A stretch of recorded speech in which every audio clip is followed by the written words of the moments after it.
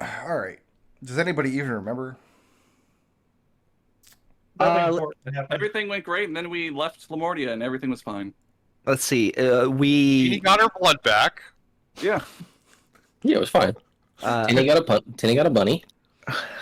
Tinny's not with us. We got. Let's see. We came into the town. The place is pointless and bad, and let's see. We did some exploration of the town that went badly. Positively and negatively. Like, we I learned think mostly things. negatively. No, we learned a lot of good stuff. I think 70-30, right? I'm 60-40. willing to accept that ratio of 70-30. Genie. Let's see. Victor. And this is squarely Victor's fault. Like I 100% Edmont just went because there's a non-zero chance that like he would have to like throw Victor over his shoulder and like start like teleporting away. They did so. They impersonated. I don't know. Poor people, and somehow that was bad. But they did it to the guy that. You can't impersonate somebody who's not actually a person. Unless you pay $8. We disguised ourselves as dock workers and went to see what was going on at the university. We got told we were too lowborn and stupid to be there. I do And then- recall the most important NPC in the campaign telling you not to go to the university. Right. Yeah. So Van Richten, after Van Richten told us, so like even Genie was like, yeah, okay, I'll wait, even though I want to go because they have this applied. Like I was told they had like an applied department that was right up her alley. I don't remember what it was exactly, but like Genie really wanted to go, so instead she went to an ammunition factory. And that went blew well. it No up. problems. That did not go well. Although I did not kill a single person on my way out. See, this is the problem with running Ravenloft games. If everything goes badly, as with you guys in Ludendorff, the players are like, well, nothing we did worked and everything went badly. However, if everything goes well, the players are all like, everything went fantastic. Now we're just waiting for the other shoe to drop. The shooter drop, yes. Like, we can't take pleasure in either outcome. I don't see that as a problem with Ravenloft. I see that as a feature. It is a bit exhausting, yes. It's not a bug, it's a feature. It's not a bug. It's But a you feature. eventually were invited to the university. Yes, we went with Van Richten's second contact. It was his second choice, and the second choice said that we were going to. He was going to involve Victora Mordenheim as the inter. What is the department called? The Speculative anatomy. speculative anatomy. Because of the nature of that, we went into a room to wait.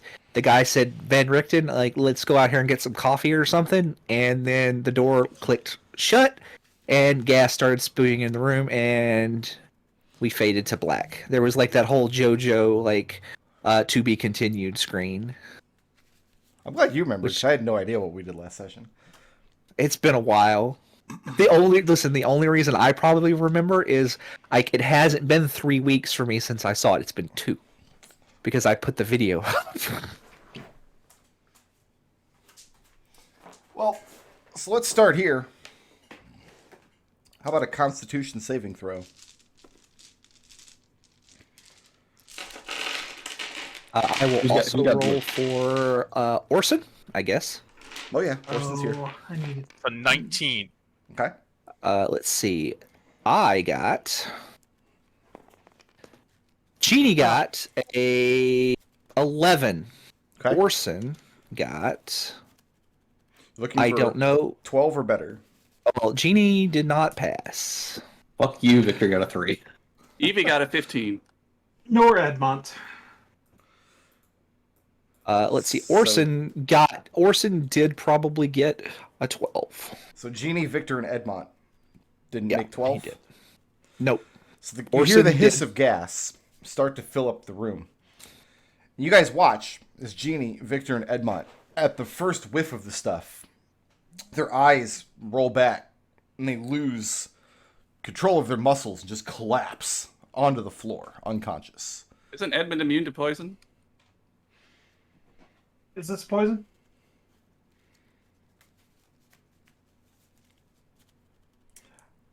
Things are about to get very interesting for Edmont, because no, you're right. If he's immune to poison. So yeah, Edmont, no, you don't fall unconscious. Okay. So the rest of you have one action, and then I'll need you to repeat that saving throw. Okay, so I have a rules question here for something I'm not sure I was always clear on. Okay. Is it that we need to have our house relics to cast any spells, or that we need to have our house relics to cast spells with material or focus components? Any spell. Any spell Okay.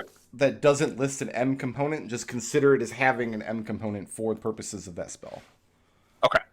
That's a quirk of how magic works in the world you're Yeah. from. It had never come up before, and I misunderstood. I am going to roll my 10% on Divine Intervention. 10's 10 is metal. Okay. Divine Intervention comes out, you know you're in trouble. Hail Mary, baby. Alright, so 10's 10 is metal, which means, let's just so everyone's on the same page.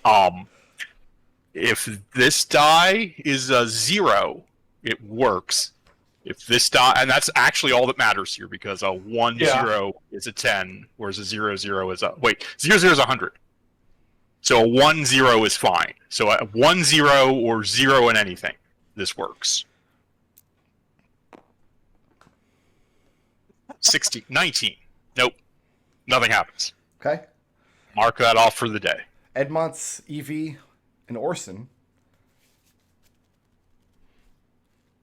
Orson is going to try and boot down the door. Okay. I do have a bonus action, right? Is this like effectively kind of initiative, but just not worry about it? Yeah, if you want. Well, let Orson do his thing. I can't help with that. All Orson can do is try to boot down the door. Okay. Give me a strength check for Orson. Okay. Strength check. Straight strength. That is a 20. 20. Throws his shoulder, or his boot, rather, at the door. And the room that you're sitting in is this kind of sparsely furnished little sitting room. Looks like it hasn't had a decent amount of attention any time. It recently, I should say. Thin layer of dust, that sort of thing. I think there was a decanter of water as well.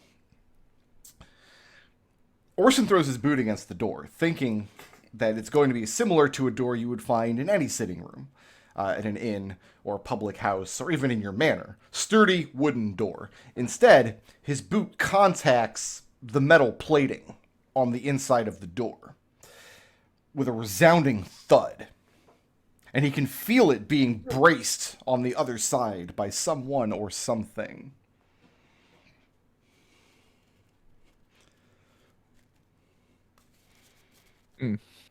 Edmont makes it our powers check. I guess it's a 16 good on thing. die. What'd you get? Go ahead, Drew. 16 on die. It's a good thing Genie is unconscious, because she would Yeah. probably freak out and shoot at you. So Edmont turns into a werewolf. And the next turn, I can try and work with Orson to bash the door down. Ekon, do you want to use up a bonus action? I don't have anything useful, actually. All right, let's go ahead and repeat that Constitution saving throw. The I DC haven't is gone now- yet. Okay. Okay. Evie, she holds up her cloak over her mouth, but really she's trying to hide what she's doing with her mouth. And I'm not entirely sure what kind of action to call this, so I guess I'm going to have to ask for It's your fine. role Just here. whatever you're Okay. doing. We're not Okay, actually she's- on initiative, so I'm not worried about action economy that much. She is unscrewing her signet ring. She is taking one lockpick from her thieves' tools, and she is swallowing both of them. So swallowing the ring and the lockpick? Yes, Okay. she does that. And then she just goes over to Genie, and she whispers to her, Genie, I'm going to get you out of here. She's unconscious. promise. She can't hear I you. know, but she's still saying it. Get her hurt coming out. All right, let's repeat that saving throw. DC is now 13. That's Orson's 20. down. Orson's down. Evie's That's down. So we're left with Ekon and Edmont in the room. Yep. All right, what are the two of you There's doing? E. Edmont is going to try and bash the door down. Okay. And I'm gonna do. Can I do athletics to assist? Yeah, you can coordinate. Okay. All right, then. Straight up strength check. Yes. +4 because werewolf. 16, not good enough. Yeah, same thing. It looks like and you're starting to splinter and break apart the wooden outer structure of the door, revealing solid iron or steel or some sort of metal within. Whereas a moment ago it looked like you could have torn this door to shreds given enough time. It now looks like it's futile. However, you can feel someone or something bracing the other side of the door against your blows. Is there any line of sight or anything through the door, or is it completely opaque? No, and it's now that you even notice there's not a locking mechanism. There's not a keyhole on the inside of the door at all. Okay. Does Ekon have any reaction to Edmont turning into a wolf? Not right now. Kind of busy. Fair enough. Compartmentalize, parse later. Yep. Didn't know we could do that on command, but maybe it'll help. Student I factor. assume I need another Constitution save here. This time the DC is 14. Say 18. Okay. And Ekon, you can feel your consciousness starting to swim. Your eyes start to sting and itch as more and more of this room is filled up with what is now becoming this semi-transparent gas. Edmont, you're fine. As an action, I am going to have Lux appear in the hallway we were just in, because he was dismissed into my extra-dimensional familiar pocket. Okay. And you can do that without line of sight, right?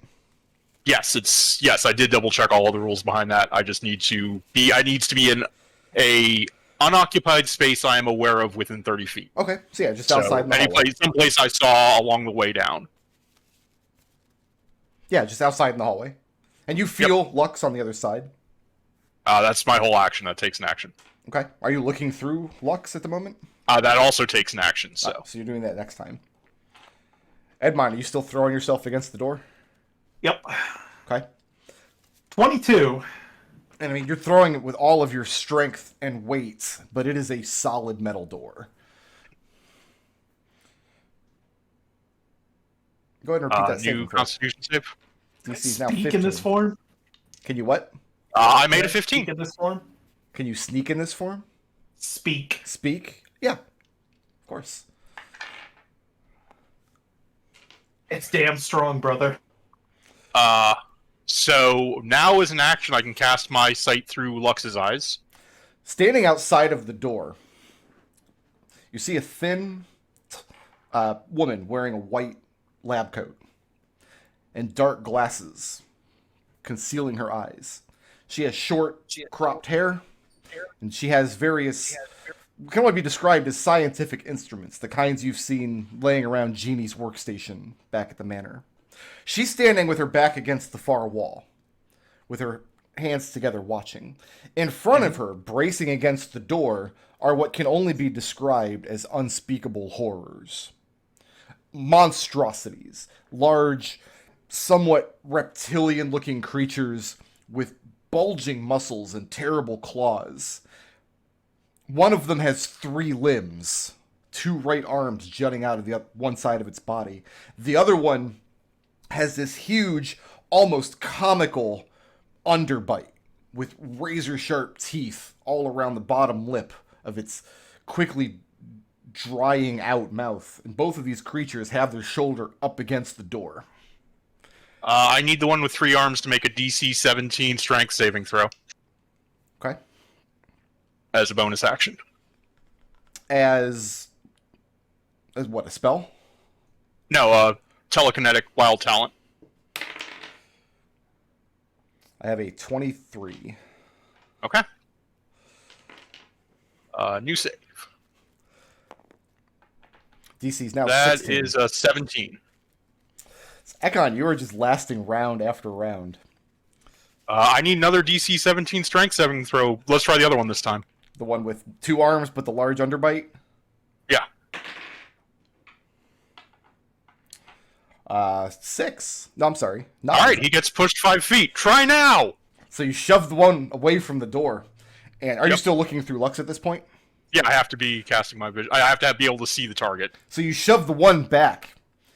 And as it pushes away from the door, you see the other side of its face and its chest, and the bottom of its torso and its upper legs. And those parts of its body look frighteningly human. Edmont, you want to go ahead and try to pound the door again? Yep. Nope. How'd you do? 15. These are opposed checks, by the way. I'm rolling for them on the other side. All right. So you got, what, a 15? 15. Looking through Lux, you see the other one, the one with 3 arms, reel for a moment at the force of the blow, and then redouble his efforts. One more good blow like that might send him reeling. Almost got it. Let me try to make next con save. Throw. Oh, I'm That's sorry, only a 15. no. The professor on the other side of the door is going to shoot Lux. Yeah, obviously. Okay, I'll work that down. That's She reaches inside of her lab coat and pulls out what looks to your eyes like a small hand crossbow. But the projectile that it fires isn't a bolt. And in fact, you don't get a good look at what it sounds or looks like because as soon as she levers her shot and pulls the trigger, the familiar is killed. She does have to hit a 13. She got a 19. Okay.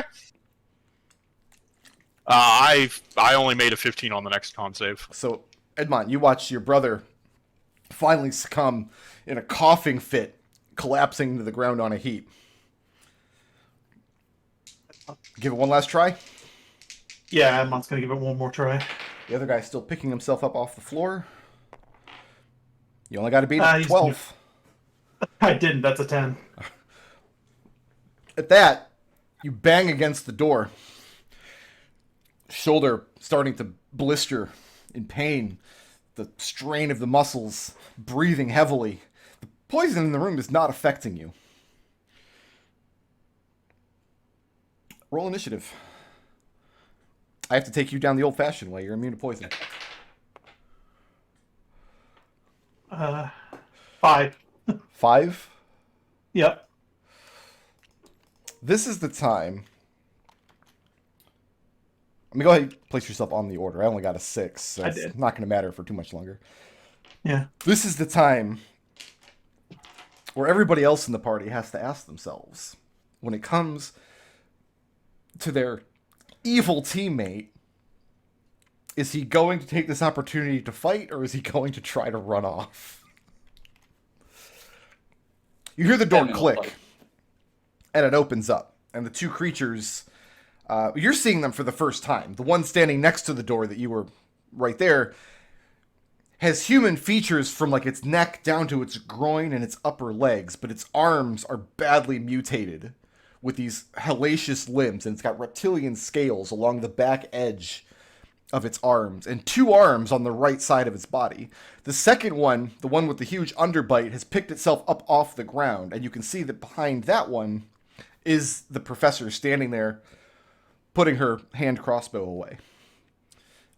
So I'm going to attack you first. Sure. Like, you know what? Let's do this with one at a time. That's gonna miss. That's a 8. Yeah, miss. That's a 20. That'll hit. Okay. So you are grappled, which means I roll the third attack with advantage. That's a 21. Yep.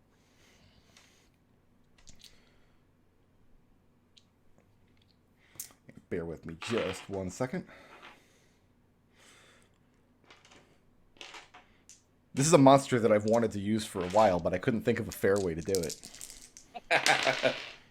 You never want to hear that. 24 points of bludgeoning damage. Owie. He grabs out with his left arm. You weave under it. Grabs out with his right. You sidestep. No, I'm sorry. He grabs out with his right, grabs onto your throat, and grapples you. When he comes in with the third one, buries his reptilian claw right into your abdomen.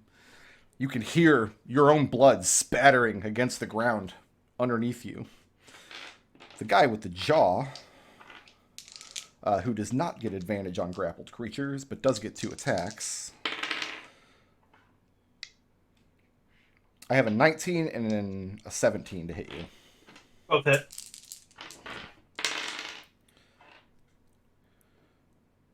$24 points of slashing damage from the claw.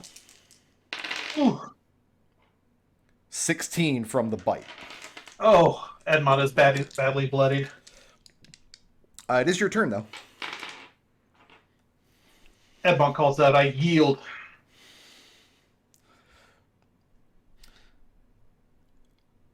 The woman, who for intents and purposes is going to act on 1 here, just in case you decide you want to do something next round, steps forward, and from underneath her coat, where she was previously holding a hand crossbow, she's now holding this long, wicked-looking syringe. She says, "That is very smart of you. I was not aware one of you was a skin changer." She steps forward, and she's going to jab you with this syringe if you don't stop her. Oh. Go ahead. And as you black out, she jabs the thing in your neck. She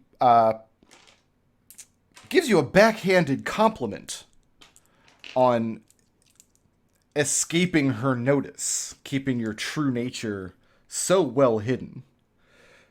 But that she has poisons that work on your lot as well.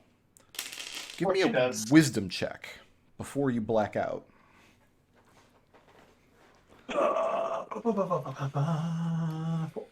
It's 2. DC's only 10, but you're under a lot of stress right now. 10. A 10?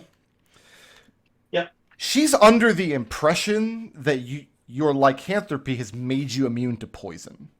This is not the case. Edmont would know this. It's your monk training that makes you immune to poison.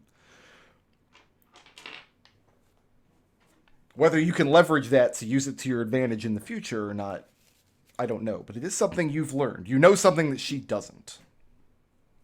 That's good. I will keep that under my hat. Okay. Can't really do much about it right anyway because I'm passing out.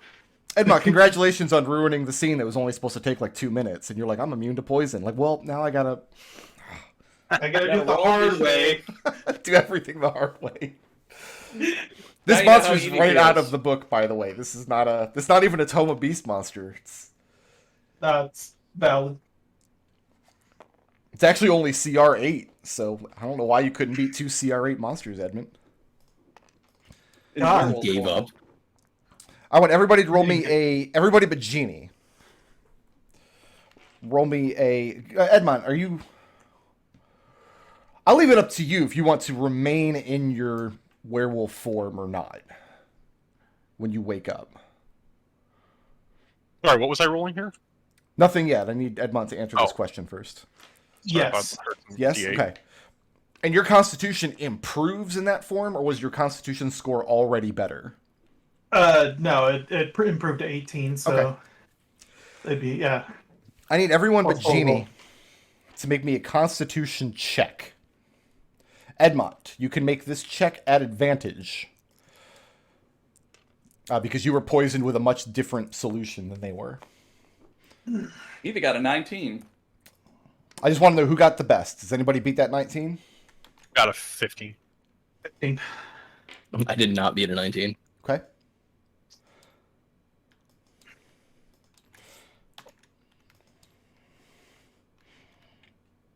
Oh, lovely. Oh, nice.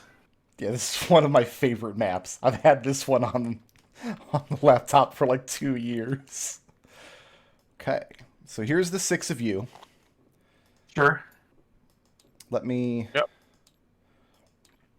Is this map actually from the Mordenkainen book? No, this is... I got a pack of like mad science maps off Drive-Thru RPG. This one didn't have accreditation on the actual map, which is why it's not here. But Genie, or Evie, I should say. Uh-huh. You see Genie lashed by wrists, feet, torso, and neck, still unconscious, to a table in the center of this large room. The sights and smells and sounds in this room are overwhelming and extremely alien to you.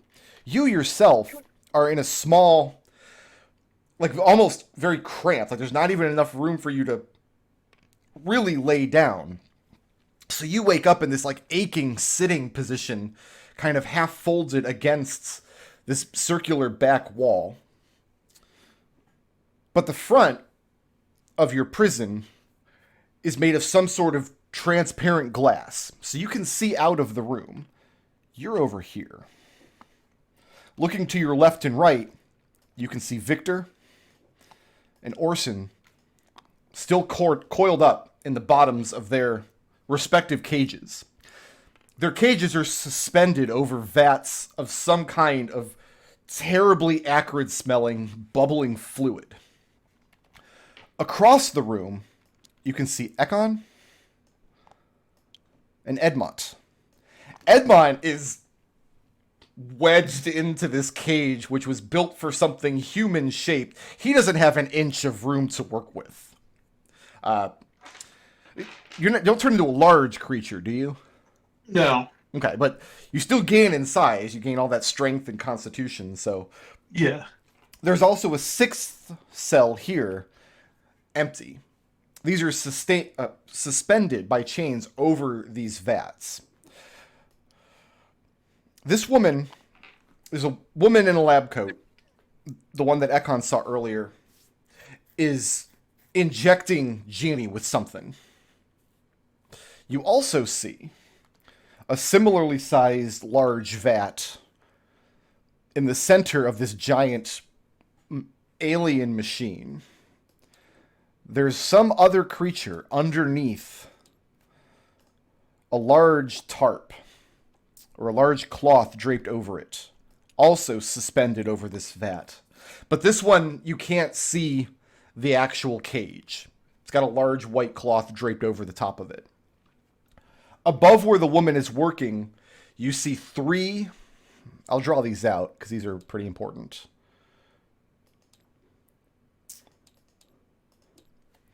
Three large coils suspended from the ceiling overhead. And the coils are what can only be described as pulsing, some faster than others. One seems to almost have a heartbeat.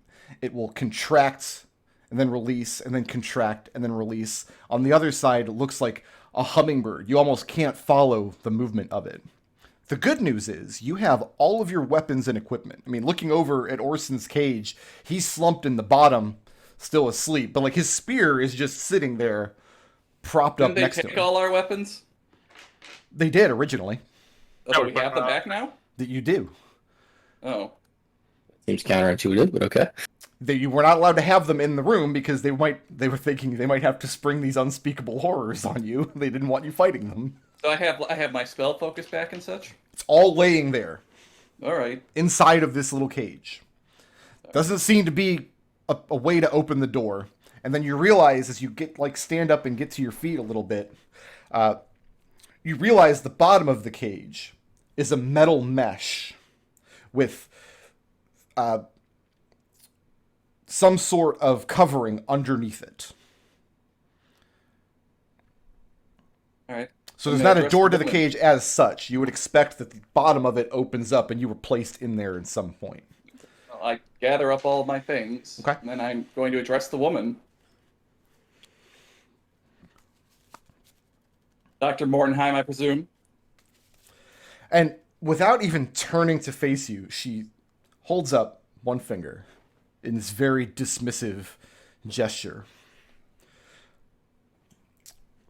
And I'm going to just roll to see who comes around next. You know what? I'm not going to roll. It's more amusing to me if Edmont starts coming to next.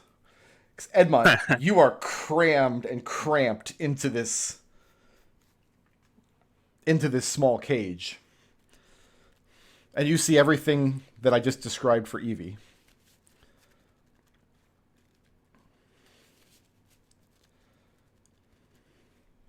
Mont mashes against the, tries to push against the side of the cage. As you throw your weight, you can feel it swaying back and forth. Evie, from your perspective, you see Edmont start to rile himself, and you can see the cage just swinging around on this chain. Edmund, I don't think that's a good idea. Yeah, Edmont only thrashes a couple of times before staring at Genie and the doctor. Genie is 100% lights out. This is why I needed Treble here for this scene, because he's not allowed to do anything. Makes perfect sense.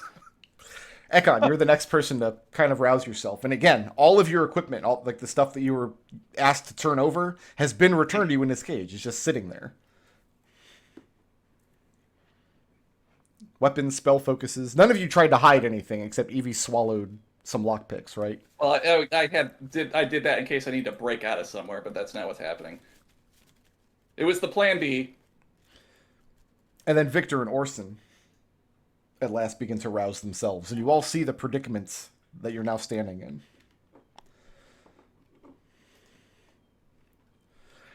Hey, let me out. I gotta pee. Is Genie conscious? No. Under no circumstances. Victor shouts out to the What are you doing to her? The woman looks up and looks around and sees that the five of you have regained consciousness. She says, "Yes, it is good that you've come to. I'm glad that you've come to visit me. I would have had to pay a call, if not, and I find such trivialities to be distracting to my work."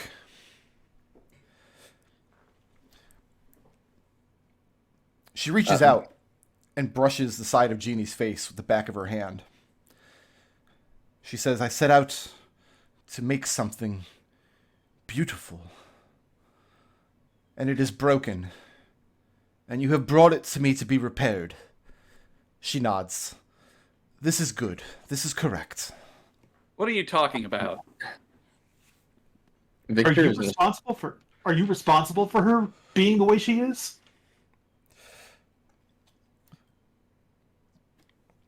Victor's going to start examining the cage to see how it opens as they have this conversation. As far as you can tell, the only entrance or exit to the cage is your feet are resting on this mesh floor, and then underneath that, maybe an inch or so away, is some kind of covering that looks like it's not sealed completely. Is the cage mesh all the way around, or is it bars on the side on the ceiling? So it's a solid curved surface behind you and a glass curved surface in front of you. There's no holes and no openings other than that.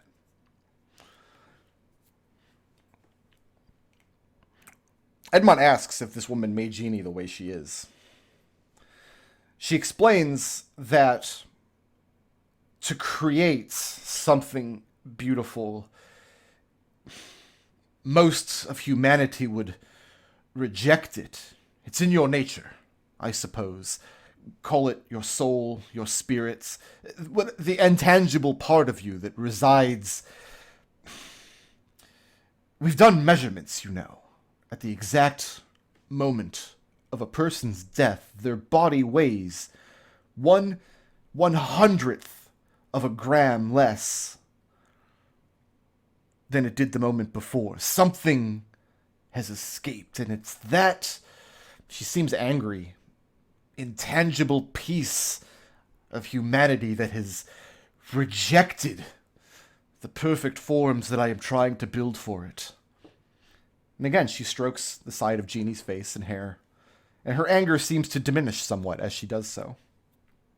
I am going to attempt to manifest a psionic mage hand over Genie. This is invisible, and it's also a psychic power. Does that work? As you do, this middle coil here clenches tightly for a moment.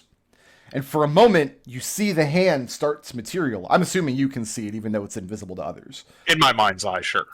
Yeah, so in your mind's eye, you can see it start to materialize for a moment as this coil winds tightly and it vanishes. She looks overhead. You can hear the coil start to unspring itself. She points to each one in turn. Magics, psionics, metaphysics. None of these things will avail you here. She turns and looks at Ekon. If you have something to say to me, you should use your voice, the one you were born with, and trust not in these things.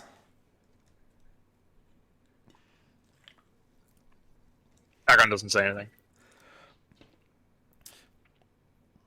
She tells you that in study of human biology, really any mammal biology, but humans in particular, because humans are the one that have this intangible spirit.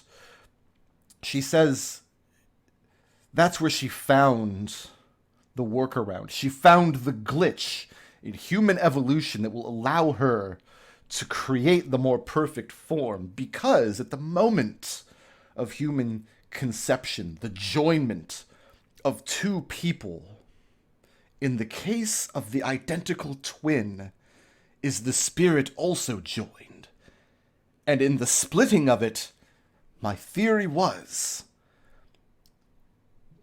the spirits of an identical twin would be more amenable to conforming to the perfect body. She turns to face Evie. So I asked Aslan to give you to me, and he had done so. What?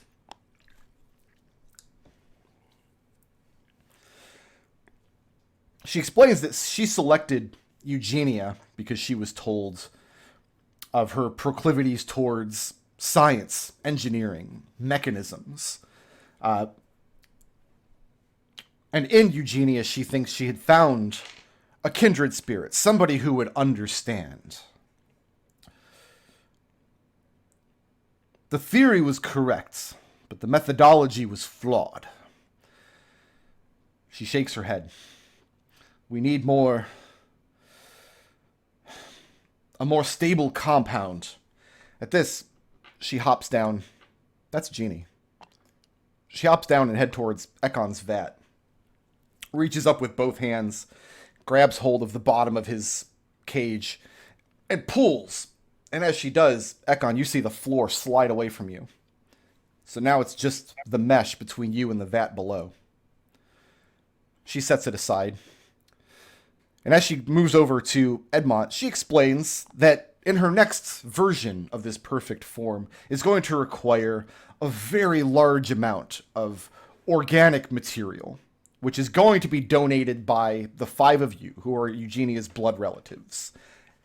And in this sacrifice, advancements in science, hundreds of years in the making, can be made. So while she's going on her bond speech, Ekon's going to look meaningfully over to Edmont. He has an idea, and he's going to like move so that, you know, his hand is in a place where she can't see it, but Edmont can. And as soon as Edmont has his attention, he's going to go 5 with his fingers, 5, 4, 3, 2, 1, and then he's going to cast a 4th level spiritual weapon and try and overload the coils and hope his brother gets what he's trying to do.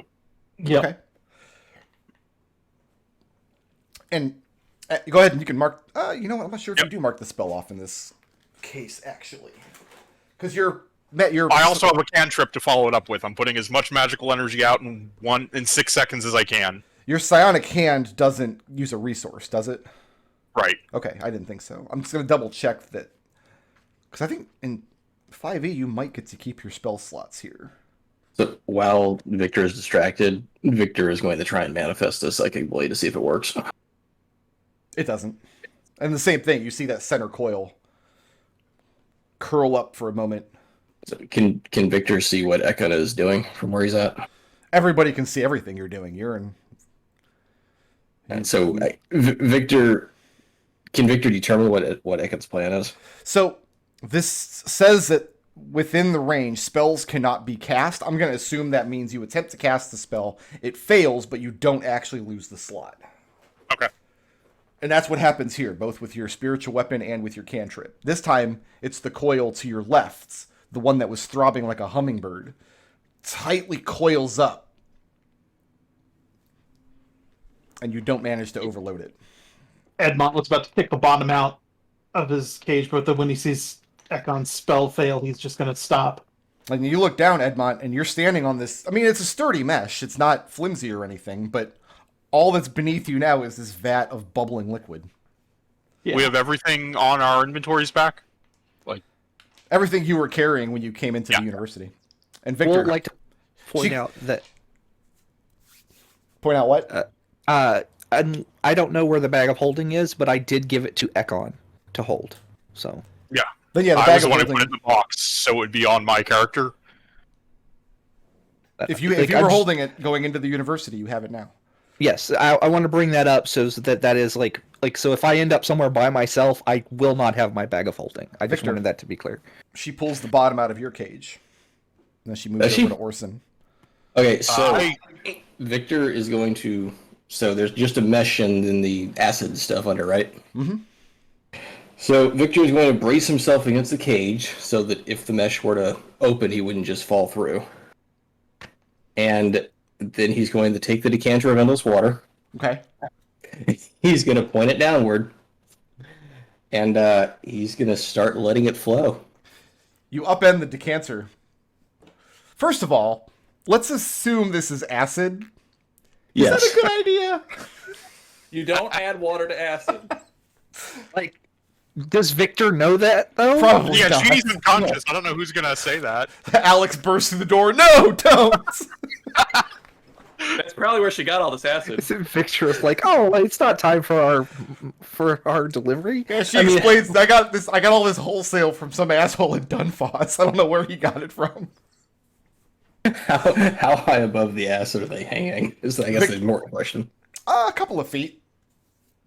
I mean, you're low enough that she's able to reach up from the floor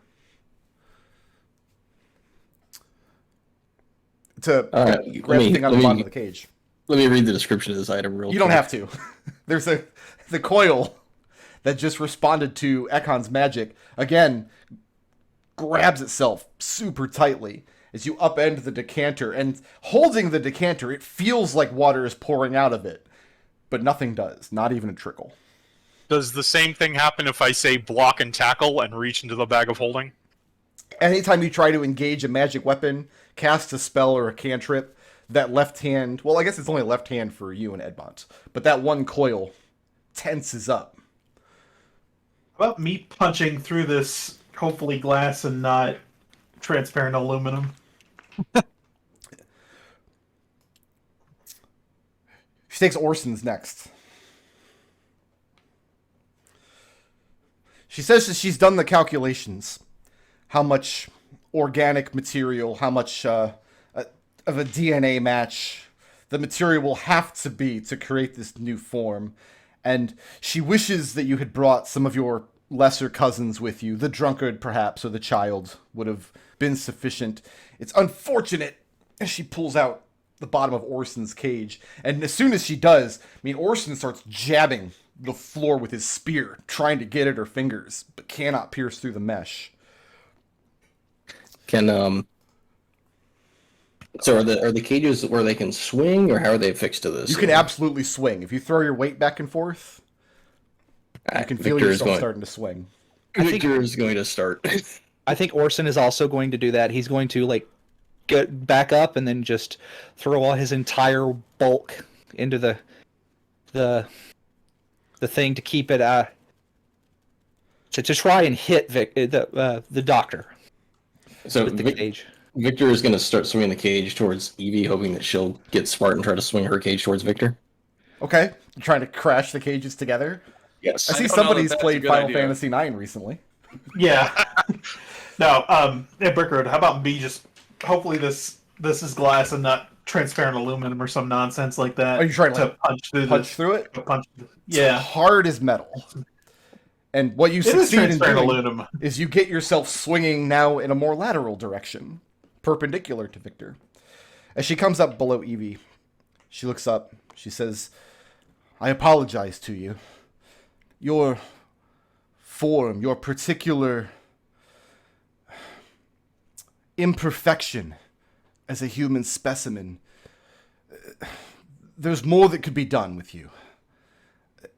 In my own research, you would have been as invaluable to me as your sister is.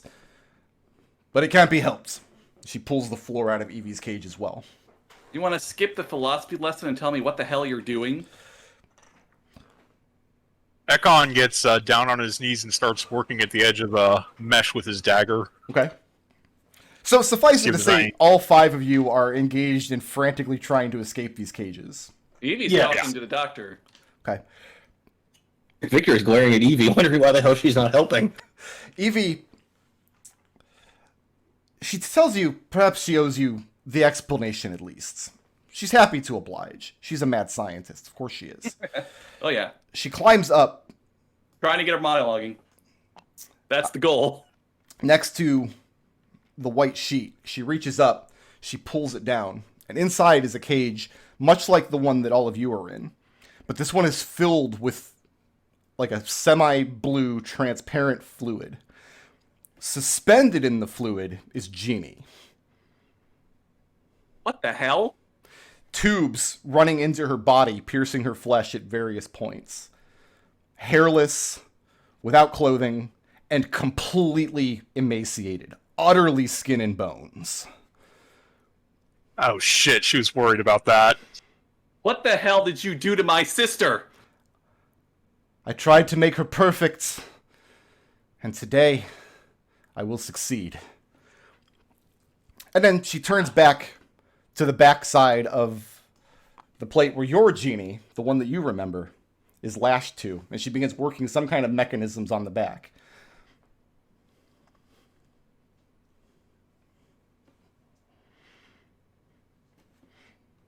She continues to offer flaccid apologies and her assurances that the scientific breakthrough is worth the sacrifice, that she will remember all of you, and that she will owe a debt to Evelyn, who agreed to give you over. Evie is staring at the genie in the tube with just absolute horror. It's pretty horrifying. In fact, why don't all of you make a horror check? Way to go, Saul. No, that was in the cards. Don't worry. It's the that's next a dungeon that 12 says no for horror Ekon. checks. That's an 18 for Victor. So Ekon's Evie good, got Victor's a good. Evie got a 2. All right, that's On Evie's. 19. So Still unflappable. only Evie was horrified. Everyone else is like, yeah, that's okay. It's Tuesday. This seems like a thing that would happen now, yes. Like, if one of us was going to end up naked in a tube, it was going to be Genie. Yeah. I mean, I feel like Ekon should have been able to make this advantage because, like, it's like, yeah, Genie was complaining about this exact thing and worried this exact thing was going to happen. At that moment, the earthquake hits. Oh, goody, earthquakes. I love earthquakes. Just as you feel the chains above you disengage, you hear a clack. At that moment, the whole lab shudders and shakes. This acrid fluid, which is not acid, probably thankfully, flashes out of the vats underneath the 3 of you as the whole underground structure rocks to one side. The woman is thrown backwards and crashes into Ekon's vat just under his feet. And Ekon, you can hear the crack as the back of her head hits it. All 3 of the coils at that moment snap. Genie, give yourself 5 levels of exhaustion. And Okay. you start to come to. Which Genie? There's only one. The real one. Genie, as Which your one's eyes the- come open, you can feel you're lashed to this table, and you've never been more drained in your life. The throbbing in your head right now is insurmountable. It's almost the only thing in the world. You can't... Like, it feels like your brain is tearing itself in half. However, you have all your class features, and all your equipment is sitting on the ground on the other side of your bed if you can figure out a way to dislodge yourself. Let's roll some initiative. I have a 0 movement. That's true. Roll some initiative. Okay. So So just to be clear, I am the one on. I am you're on the operating. You're on the table. Okay, I just wanted to be clear. Yep. Okay, so that is a It would have been so much better if you woke up in the vat. 9, 10, 11, Shrink you down, and then I'm going to put a black component on the screen and for the layer Orson actions. gets a. Not bad.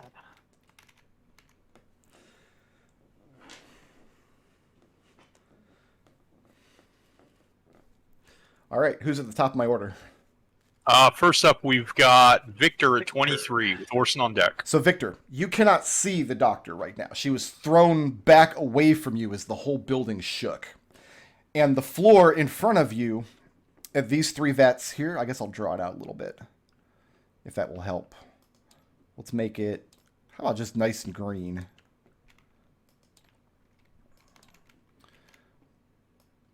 As some quantity of the fluid from the vats has spilled out onto the floor. On the other side of the room, the fluid splashed against the back wall instead. However, you saw all 3 of the coils snap. Whatever they were doing to suppress your magical, psionic, or metaphysical abilities, they seem to have been destroyed by the quake. Right. So what's the state of the cage swinging after this earthquake? It's swinging violently. Okay, so how big is the grate? You mean the mesh you're standing on? Yeah. The entire floor of the cage is made up of this mesh. Okay, is it big enough for me to get my fingers through? Not quite. So the idea is that you'd be lowered down into the liquid, and the liquid would be able to seep up through, but you're not able to poke anything through it. That would be a point of weakness, and she's a mad scientist. Okay, so even fingers can't fit through. So question. Yeah. Psionic weapons are not physical. No. So would a psionic dagger be able to go through the mesh? You're trying to cut the mesh with it? No, I'm just asking if a psionic... If I were to, let's say, throw a psionic dagger, would it go through the mesh? I think you can use your psionic dagger to hit anything you can see, can't you? Okay, then we're going to teleport out of this fucking cage. He's gonna knock this warp. Yeah, my understanding is that you just manifest the dagger in your hand. Oh, you're saying you can't throw it through the glass in front of you. Is that what you're saying? I can't throw it through the glass, so yeah, so when the cage is swinging, I'm going to throw it through the mesh. I would say you could... Your Noctis Warp is required to follow your knife. Is that it? Yes. Okay. I would say it's probably appropriate to teleport through the bottom. I would allow you to attack something through the bottom of the mesh, but not through the glass in front of you. Yeah, Which yeah. No, kind of limits you to... I mean, you're swinging, so probably any of these squares around your vat. He just wants out of the cage, so Okay. yeah. All right. Yeah, he's going to throw a dagger at the door or the wall or something outside the green crap. So go ahead and pick a square that adjoins your vat that you'd like to teleport to. And you just wait for a moment as your cage swings that way. You take your time and you find yourself on the floor just as the shaking starts to subside. And you can look up and see structural damage to the very high ceiling of the room. Victor, moving or staying put? Okay, so that was my action, which means I got a bonus action. Depends on what the bonus action is. 5, 10. Isn't that your bonus? Isn't that a bonus action though, or is it an action? That is a bonus action, yeah. But yeah, you can have Okay, a so it's still my movement action. Mhm. Either way, the point is to get over to Edmond's cage. If you can make it. These are 5-foot squares, by the way. This lab is gigantic. I realized that I probably should ask this question earlier, but I had assumed that this is a mad scientist lab. I'm assuming it's well lit in here. Oh, yes. Okay. It's not so well lit that there aren't shadows, though, especially now that the lights are starting to flicker back and forth, probably due to this quake. If you're asking if I'll let you use your shadow step, yes, you can use it. Where's the green stuff on the north side? It's still in the vats because the whole place rocked to one side, which means your green stuff sloshed out and theirs slashed up against the back wall. So there's none on the floor here in appreciable measure. The doctor is sitting down in front of Ekon's, reaching up to the back of her head, and you can see the blood mark on the vat where her head's cracked against it. Okay, so if I were to stop here, would I still be able to see that? Yeah, you peek around the corner of the device there. Okay. So that's my 30 feet of movement. Okay. So for my action in that case, I'm going to attack the doctor. Throwing a dagger? Yep.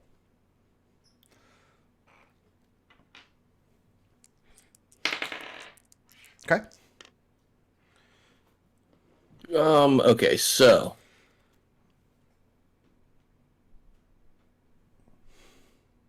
What'd you hit? we are figuring that out.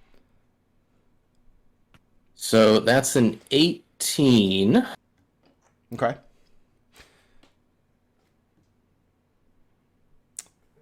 You fling your psychic dagger, and she's on the ground, still trying to kind of get her bearings, right? And as she sees you coming around the corner, she, at the last second, reaches into her coat.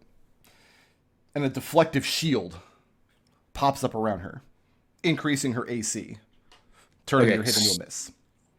So if you make an attack roll with your psionic blades and miss the target, you can roll 1 psionic energy die and add that number to the attack roll. Okay. How many of those psionic energy dice do you have? I have. If 7 right now, if I use this, I'll have 6 left. Okay. So you rolled an 18. Yes. Okay. So now I'm going to roll a d8 and add that to it. Do it. She cast a shield. Yes, she did. That's That makes it 5, so. 23. 23. Yeah, and she does throw up this deflective shield at the last second, but it's a moment too late. And the dagger slices into her for how much sonic damage? Oh, if she's next to Ekon, does that count as a sneak attack? No, Ekon's suspended above her in a cage. It's worth a shot. Yeah, I respect it. You're ending your turn there? Yeah, and she's going to take 11 points of psionic damage. Okay. Yeah, she tried to deflect the knife and failed. We've got Orson with layer action on deck. Orson. Orson, is there anything to grab onto on the side of the cage, or is it just smooth glass all the way around? It's smooth glass on the front, and the back is some sort of smooth metal material. Okay.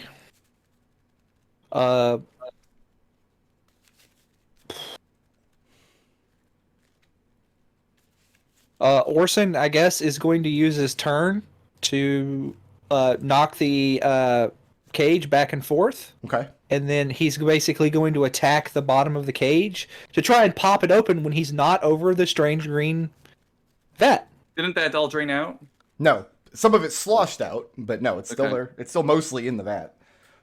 Right. So that's his plan. I don't know what kind of roll that would be, but essentially he's going to try and pop the bottom of the cage open when he is not over the green stuff. Give me a strength check. Okay. That is an 18. Okay. I'm going to say that Orson used part of his movement to get the cage. Right. An 18? Yeah. Orson braces his arms against the sides, clutching his spear in one hand, waits for his moment, and slams his boots down on the mesh as hard as he can. This wouldn't have worked until before she pulled that bottom off. And it almost doesn't work now. He kicks a hole through it, and he doesn't drop out right at that moment, but he kicks a hole big enough that next round he could safely... Actually, this round, I'll let you use 15 feet of movement to get down to the floor right in front of the vat in one of these 3 squares. Okay. So Not in the green stuff. into the green sludge? Yeah. Okay. Fine. I mean, like, we're going to have to go... I mean, he's going to have to go through the green sludge anyway to get to Evie. Because Evie's not getting out by herself, I don't think. I mean, I could try blasting my way out with a spell, but I think that might backfire. Don't you have a crowbar? I do, but I don't know. I don't have strength. Say Orson uses his round to swing the cage forward, then kick the bottom out with his feet. Waits for his moment. He drops out. We've got layer action with Edmont on deck. Okay.